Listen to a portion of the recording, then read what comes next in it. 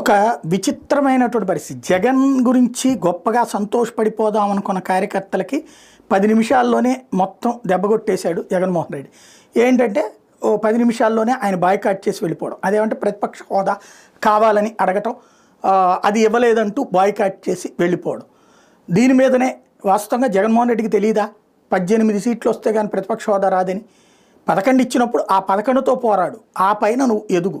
అలా కాకుండా నాకు నువ్వు ఇచ్చి తీరాల్సిందే అని డిమాండ్ చేసే సీన్ లేదు అక్కడ, కానీ జరుగుతోంది. ఇప్పుడు తాజాగా ఏదైతే జగన్ వ్యవహార శైలికి సంబంధించి పవన్ కళ్యాణ్ ఒక మంచి పాయింట్ పట్టుకుని వచ్చి మాట్లాడారు. వాస్తవంగా ఆయనకు వచ్చింది 11 సీట్లే వైఎస్ఆర్ కాంగ్రెస్ పార్టీకి. ఆ లెక్కనైతే ఆంధ్రప్రదేశ్ అసెంబ్లీలో 2వ అతిపెద్ద పార్టీ జనసేన.